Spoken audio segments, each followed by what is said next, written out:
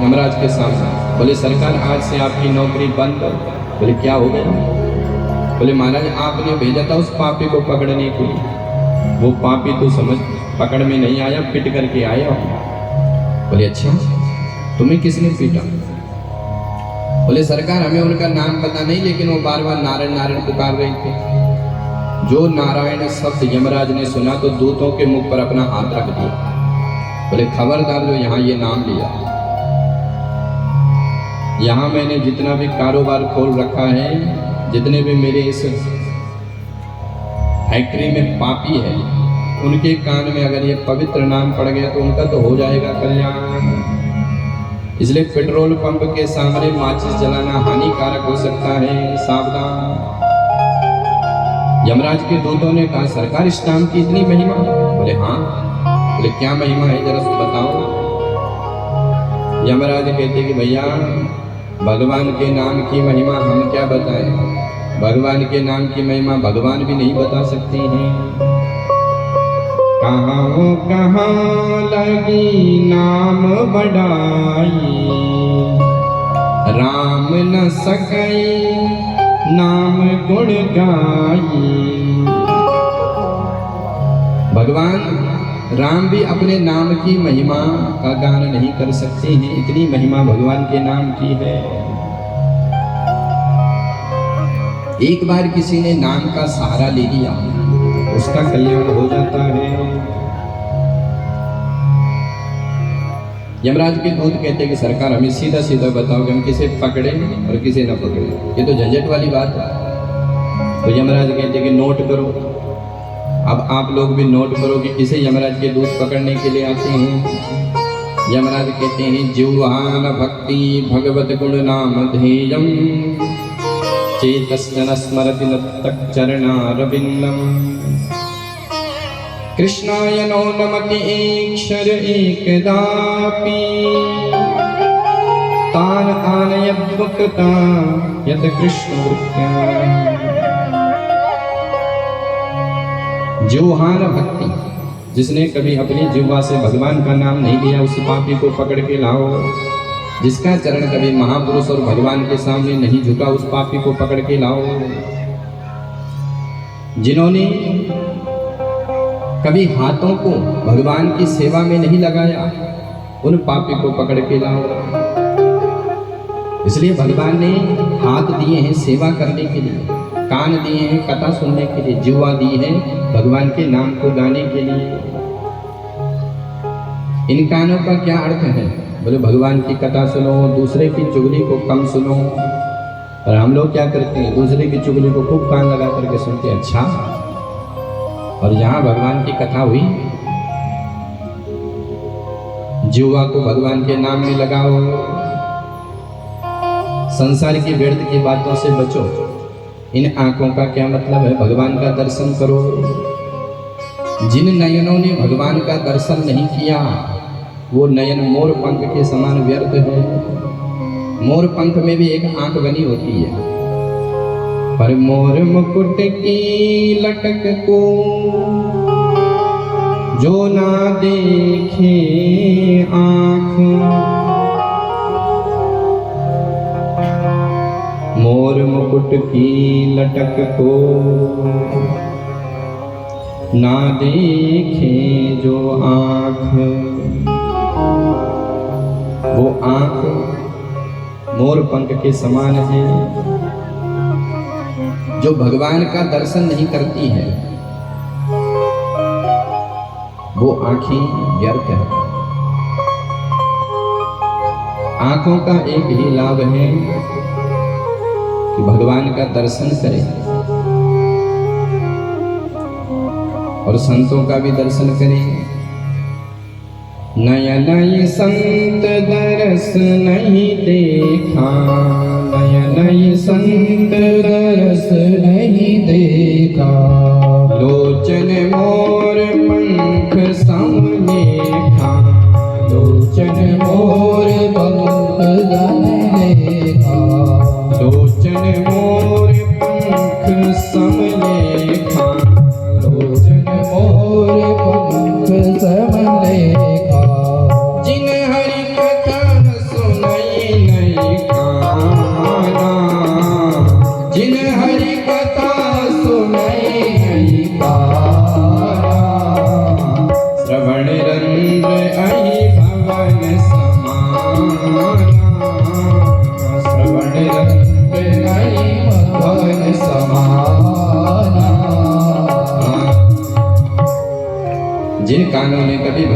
कथा नहीं सुनी, वो कान कैसे हैं? बोले जैसे सर्पों के बिल होते हैं। जिस जिह्वा ने कभी भगवान का नाम नहीं गाया वो जिह्वा मेंढक के समान टर टर टर टर करने वाली है। जिन आंखों ने कभी भगवान का दर्शन नहीं किया वो आंख मोर पंख के समान व्यर्थ है। और जिस शरीर ने भगवान का भजन नहीं किया, जीवित सब समान ते प्राणी, वो सबके समान है, मरा हुआ है। सुखदेव जी कहते हैं परीक्षित, ये उत्तम इतिहास मेरे को कुंभज ऋषि ने मलयाचल पर्वत पर सुनाया। आज प्रसंग अनुसार हमने तुमको सुना दिया। अभी परीक्षित ने एक बड़ा सुंदर प्रश्न कर दिया, गुरुदेव हमने सुना है और हम देखते हैं कि भगवान देवताओं का तो साथ देते हैं और दैत्यों को मारते हैं, भगवान पक्षपाती है क्या? परीक्षित का बड़ा सुंदर प्रश्न है। समप्रिया सुहृद ब्रह्मन् भूतानां भगवान स्वयं इंद्रियार्थे कथम दैत्या नवदी दुषुतों यथा। गुरुदेव भगवान दैत्यों को तो मारते हैं और देवताओं का साथ देते हैं। अरे वो तो जगन्नाथ है, सबके नाथ है, तो उनका सबके साथ एक समान व्यवहार होना चाहिए। पर देवताओं का तो साथ देते हैं, दैत्यों को मारते हैं। सुखदेव जी कहते परीक्षित बहुत बढ़िया प्रश्न कर रहे हो। भगवान पक्षपाती नहीं है, वो समदर्शी है। पर जो भगवान को जिस भाव से भजता है भगवान उसका कल्याण उसी भाव से करते हैं। भगवान की एक प्रतिज्ञा है, ये यथा मां प्रपाद्यन्ते तास तथैव भजाम्यहम्। जो मुझे जिस भाव से भजेगा मैं उसका कल्याण वैसे करूंगा। तो देवता लोग तो भगवान का भजन करते हैं और दैत्य लोग भी कम भजन नहीं करते हैं। जो दुष्ट लोग होते हैं वो भगवान को खूब गाली देते हैं। पर भगवान कहते कि चिंतन मेरा होना चाहिए, शर्त एक है, चिंतन भगवान का हो। और आपको मैं बता दूं कि मित्र से ज्यादा चिंतन शत्रु का होता है। मित्र को आप एक समय के लिए भूल भी जाओगे, लेकिन शत्रु भुलाई नहीं भूलता है। आप बढ़िया कथा सुन रहे हैं और कहीं अगर आपके बगल में आपकी पुरानी शत्रु बैठ गई तो फिर अब कथा में मन नहीं लगेगा, क्योंकि ध्यान उसी में जाएगा। इस दुष्ट को यही मिला था बैठने से। तो चिंतन भगवान का होना चाहिए। और ये जो दुष्ट लोग होते हैं ये दिन रात भगवान का चिंतन करते हैं। रावण भगवान राम का कितना चिंतन करता है।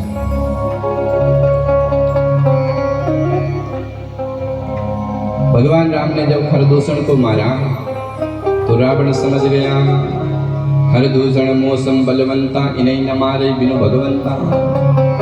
इनको भगवान के अलावा कोई मार नहीं सकता है।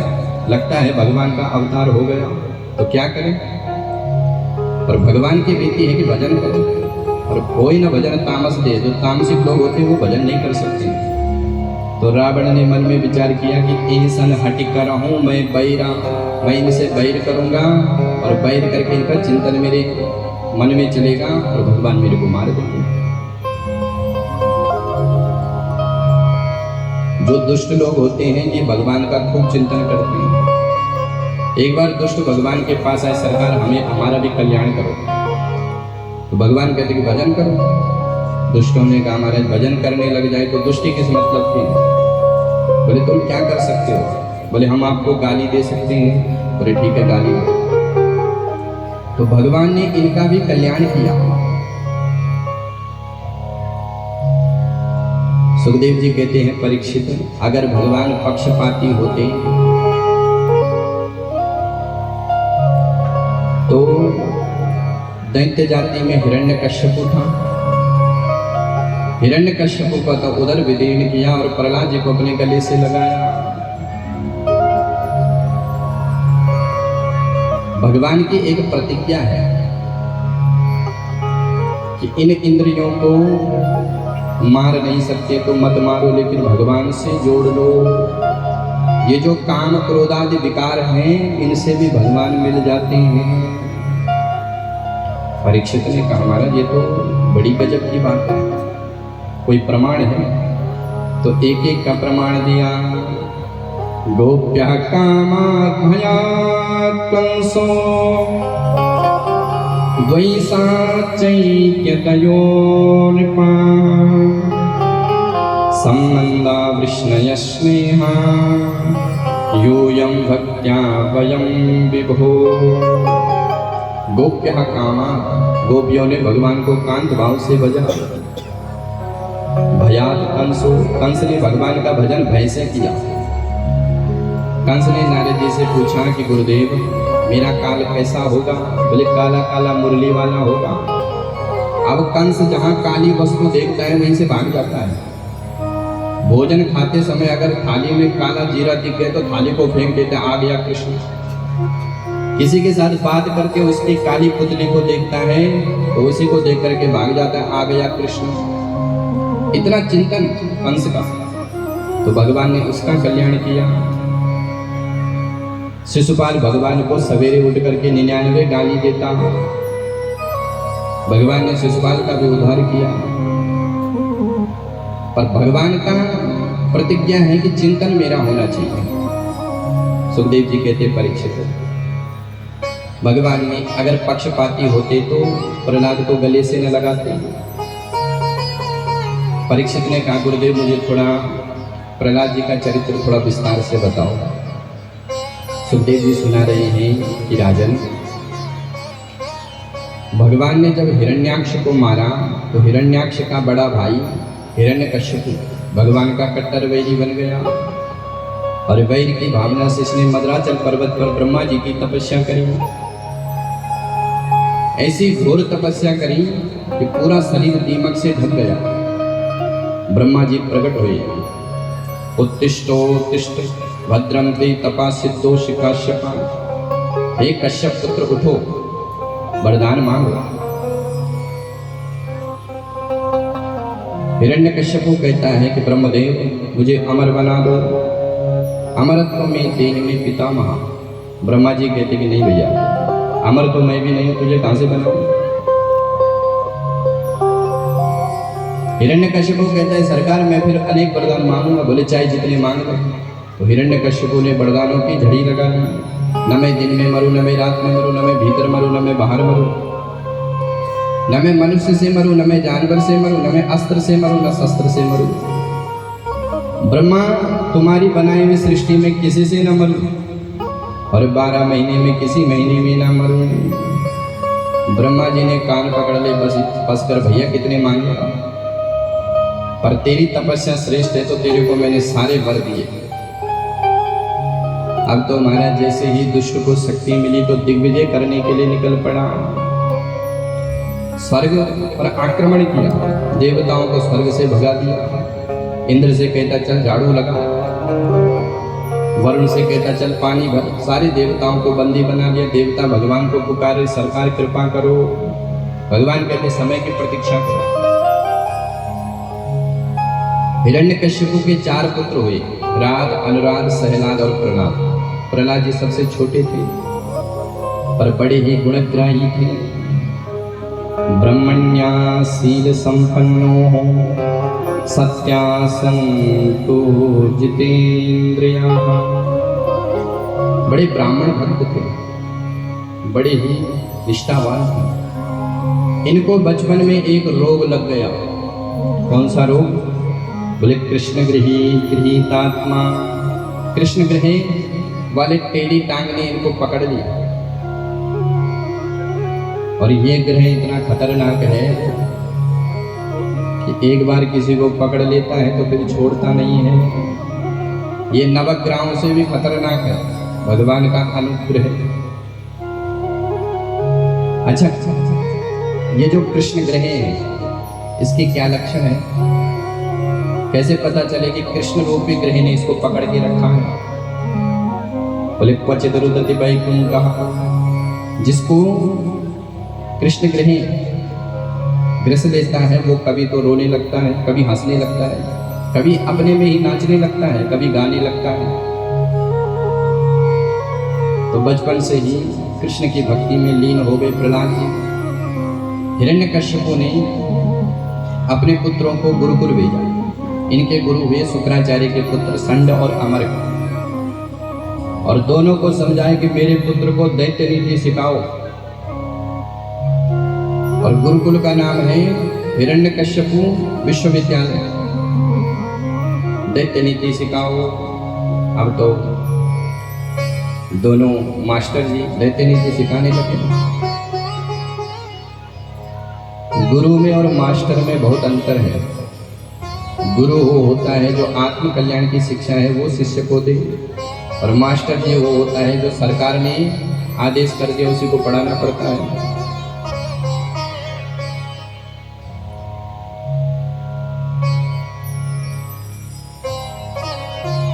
महाराज दोनों को पढ़ाया गया, चारों पुत्रों। अब थोड़े समय बाद हिरण्यकश्यपु गुरुकुल में आया अपने पुत्र के पास। पुत्र को अपनी गोद में उठाया, बेटा जरा बताओ आज तक की विद्या काल में तुमने क्या क्या पढ़ा, कौन सी बढ़िया बात सीखी। प्रहलाद जी कहते पिताजी मैंने एक बहुत बढ़िया बात सीखी है। अच्छा बेटा जरा सुना कौन सी बात सीखी है। तो प्रहलाद जी सुनाते हैं, तत्साधुमन्यं सुरवर्यते सदा समुद्विग्न दयामसद्गृहा हित्वात्मपातं गृहमण्डकूपं वनं गतो यद हरिमाश्रयिता। पिताजी मैंने तो जीवन का सार एक ही निकाला है कि ये संसार अंधकुआं है और इससे बचने के लिए भगवान का भजन करो, यही जीवन का सार है।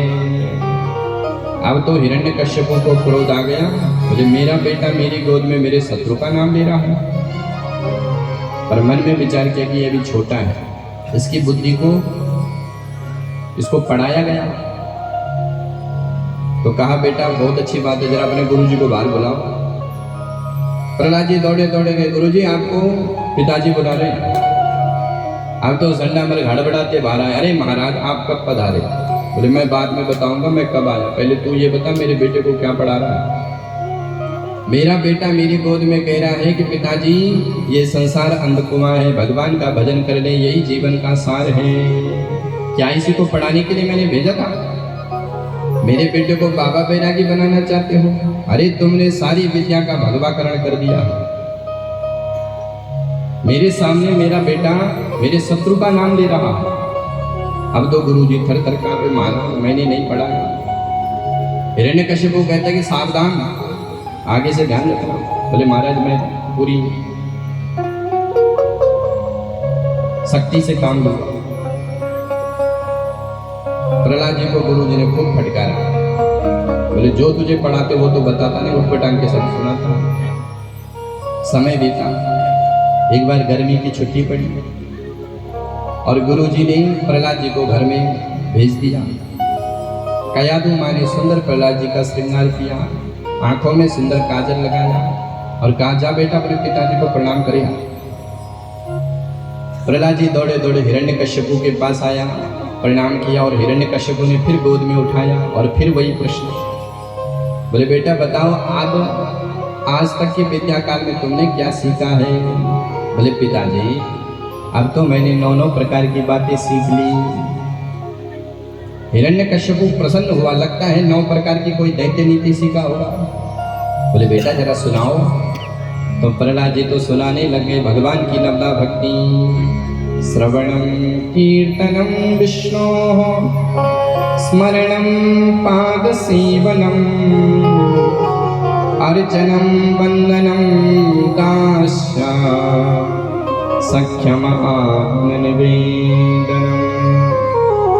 पिताजी भगवान की कथाओं का श्रवण करो, भगवान के कीर्तन का गान करो, भगवान के चरणों की सेवा करो।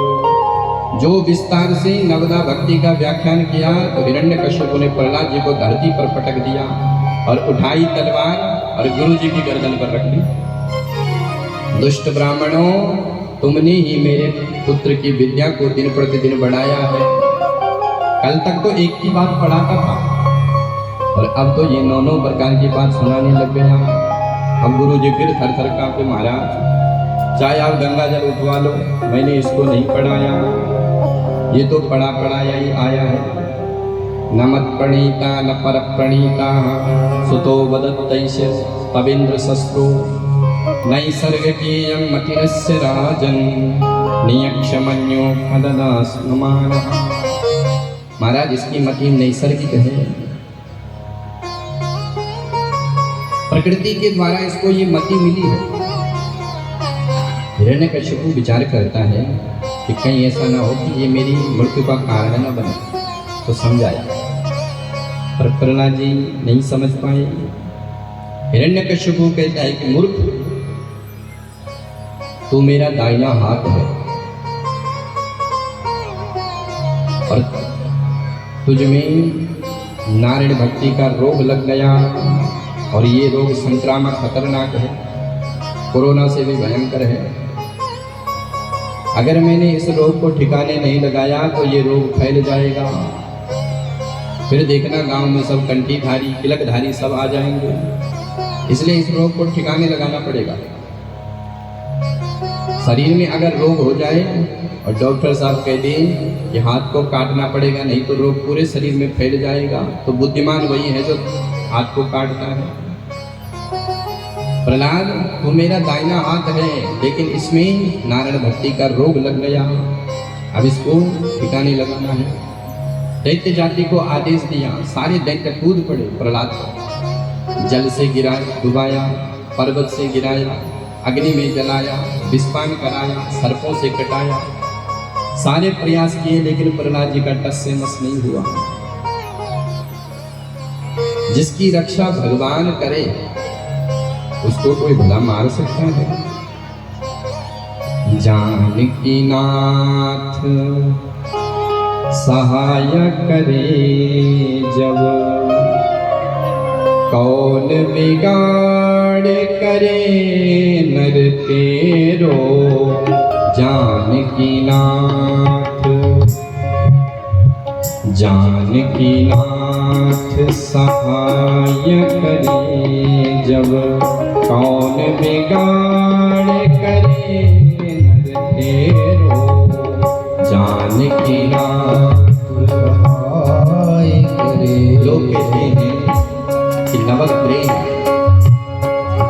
बोले ये जो 9 ग्रह हैं, अगर भगवान की कृपा हो गई तो ये 9 ग्रह कुछ करने वाले नहीं हैं। सूरज मंगल सोम भृगु सुत, सूरज मंगल सोम भृगु सुत, सूरज मंगल सोम भृगु सुत, सूरज मंगल सोम भृगु सुत। बुध अरु गुरु वरदायक तेरो, बुध अरु गुरु वरदायक तेरो। राहु केतु की नाही गम्यता, राहु केतु की नाही गम्यता। संग शनिचर होत है चेरो।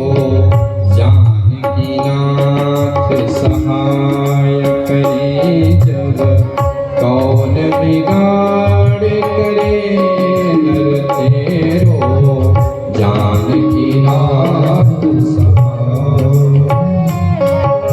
भगवान जिसकी रक्षा करते हैं उसका कोई कुछ बिगाड़ नहीं सकता है। महाराज पुनः गुरु जी ने प्रहलाद जी को अपने गुरुकुल में ले गए।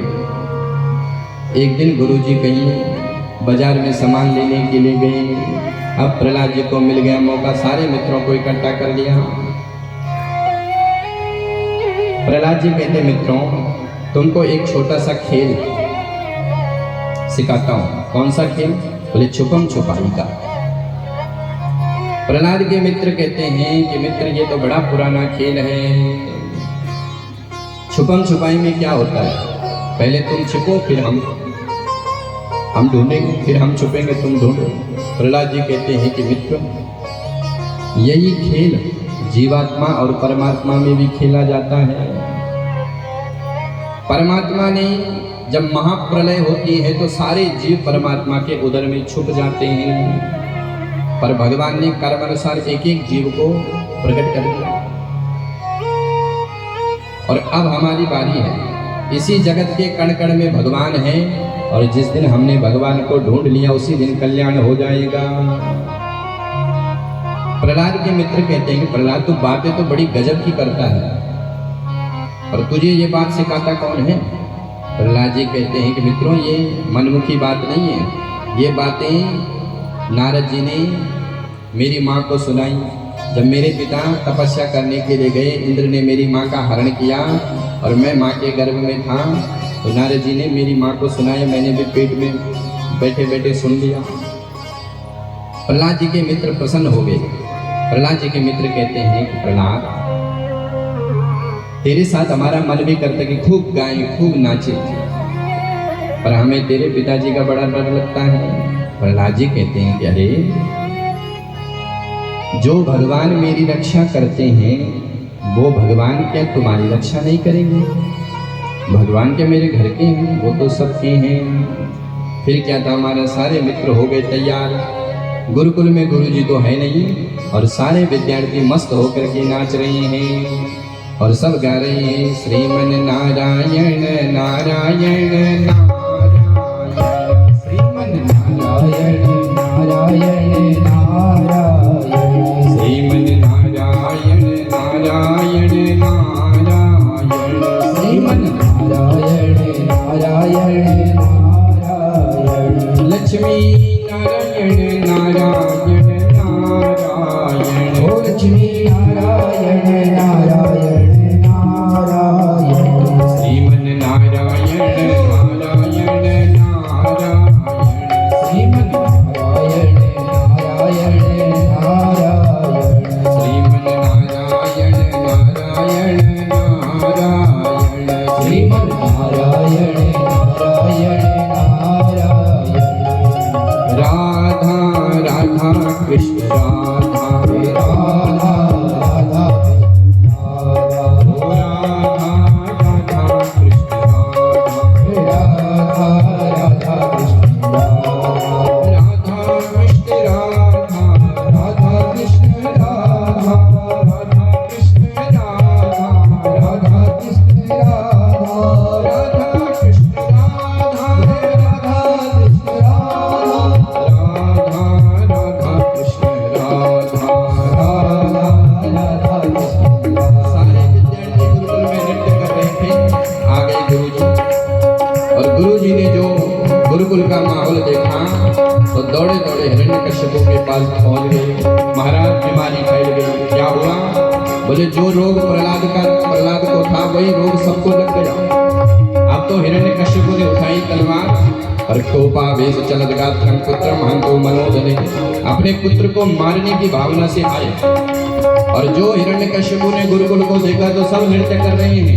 गोविंद मेरो है, गोपाल मेरो है, गोविंद मेरो है, गोपाल मेरो है, गोविंद मेरो है, गोपाल मेरो है, गोविंद मेरो है, गोपाल मेरो है, श्री बाके बिहारी नंदलाल मेरो है, श्री बाके बिहारी नंदलाल मेरो है, श्री बाके बिहारी नंदलाल मेरो है, श्री बाके बिहारी नंदलाल मेरो है, गोविंद मेरो है, गोपाल मेरो है, गोविंद मेरो है, गोपाल मेरो है, राधा राधा कृष्ण राधा, राधा राधा कृष्ण राधा, राधा